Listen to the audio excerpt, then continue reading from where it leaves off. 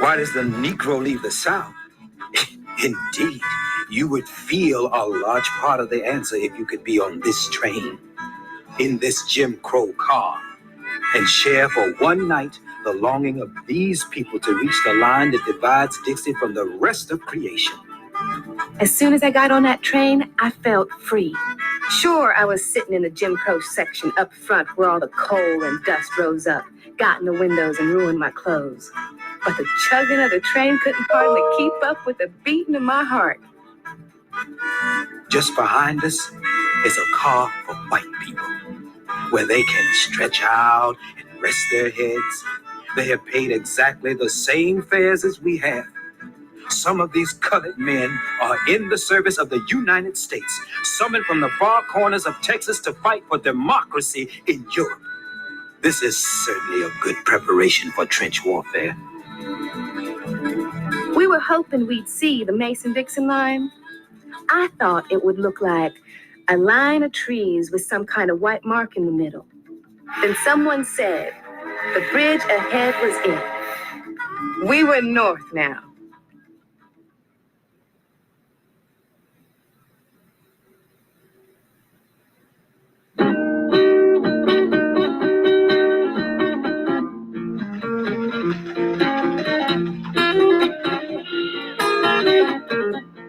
In Chicago, there were no signs that said colored folks on one side, white folks on the other.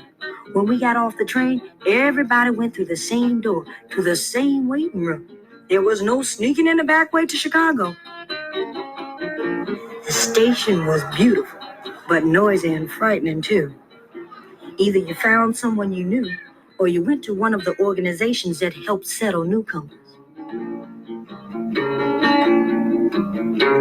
Right near the station was the Loop, Chicago's white business district. And if you went east, it was all Lake Michigan, so huge it could be an ocean. It was strange to pause before a crowded newsstand and buy a newspaper without having to wait until a white man was served. And yet, because everything was so new, I began to grow tense again. I knew that this machine city was governed by strange laws, and I wondered if I would ever learn them. Richard Wright. Dear Mama, when I got on the streetcar and saw colored people sitting by white people, I just held my breath. I thought any minute now they would start something. Nobody noticed. Now, you know I'm not crazy about mixing with white folks, but if I have to pay the same fare, I want the same accommodations. This is a real place for Negroes. I miss you terribly. Willa.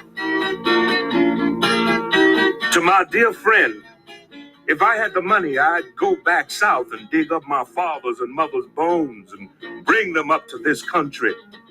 I am 45 years old, and these 6 weeks I have spent here are the first weeks in my life of peace and comfort. And if I can't get along here, I mean to keep on going. But no matter what, I'll never go back.